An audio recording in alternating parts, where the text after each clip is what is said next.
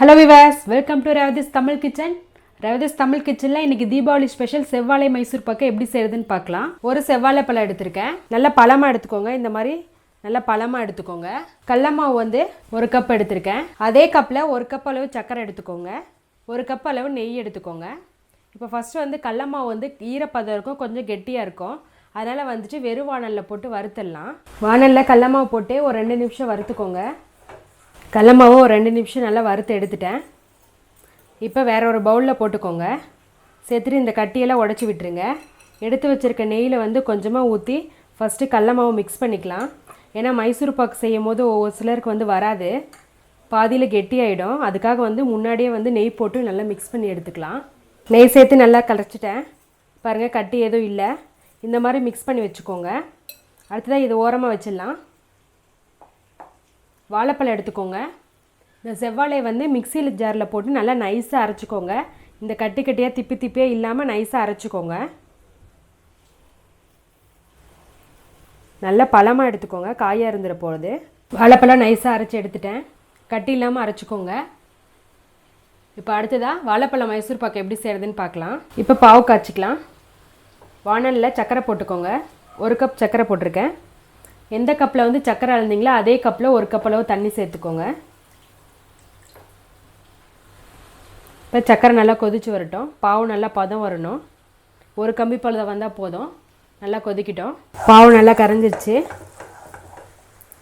இப்போ பதம் பார்க்கலாம்.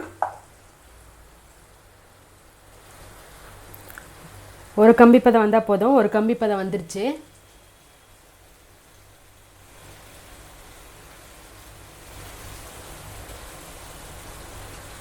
இப்போ அடுப்பை வந்து ஸ்லோவாக வச்சுக்கோங்க. மிக்ஸ் பண்ணி வச்சுருக்க கடலை மாவை இதில் ஊற்றிடலாம்.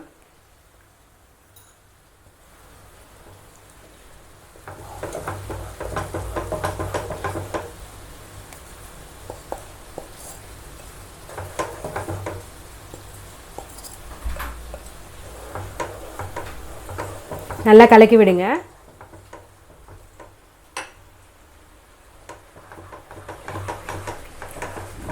கைவிடாமல் இந்த மாதிரி மிக்ஸ் பண்ணிகிட்டே இருங்க.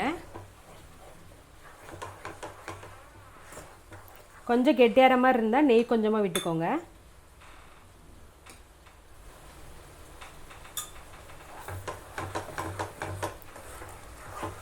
ஒரு கப் கடலை மாவுக்கு ஒரு வாழைப்பழம் போதும்.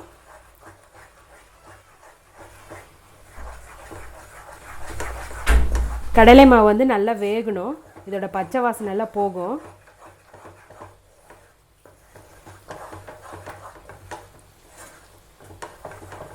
கொஞ்சம் கெட்டியார பதத்தில் நெய் விட்டுக்கோங்க.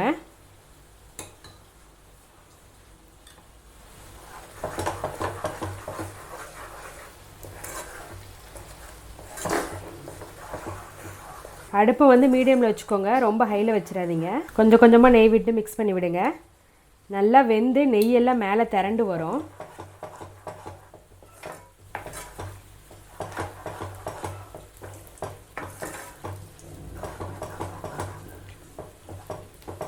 நல்லா வெந்த பிறகு வாசமும் நல்லா வரும்.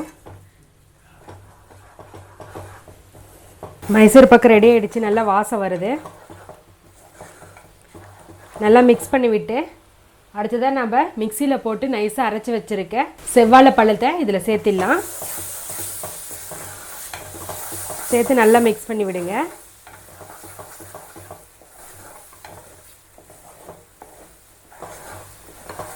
நல்லா கொதி வரும். கலரும் சேஞ்ச் ஆகும்.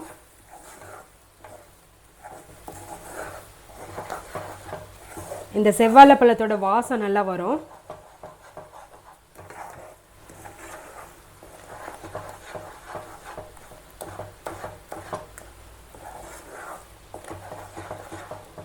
கைவிடாமல் இந்த மாதிரி கிளறி விட்டுட்டே இருங்க. பழம் சேர்த்து நல்லா மிக்ஸ் பண்ணி விட்டுட்டோம். நல்லா வெந்துருச்சு. வாசமும் நல்லா வரைக்குது.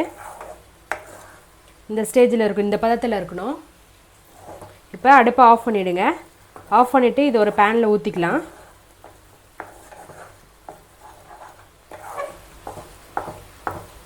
இந்த மாதிரி அடியில் ஒட்டாமல் வரணும்.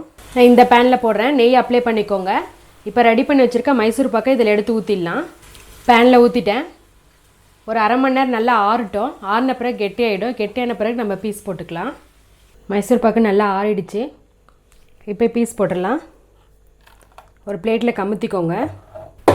கமுத்தி போட்டு இப்படி தட்டினா கீழே விழுந்துடும். மைசூர் பாக்கு ரெடி ஆகிடுச்சு. இப்போ நமக்கு வேணுங்கிற சைஸ் வந்து பீஸ் போட்டுக்கலாம். கலர் வரத்துக்காக நான் எந்த ஃபுட் கலரும் ஆட் பண்ணல. உங்களுக்கு செவ்வாழைப்பழம் போட்டு செஞ்சதுனால இந்த செவ்வாழைப்பழம் கலர் வேணுன்னா இந்த ரெட் கலர் கலர் வந்து ஃபுட் கலர் ஆட் பண்ணிக்கலாம். ரொம்ப சூப்பரான செவ்வாழை மைசூர் பாக்கு ரொம்ப ஈஸியாக பண்ணிட்டோம்.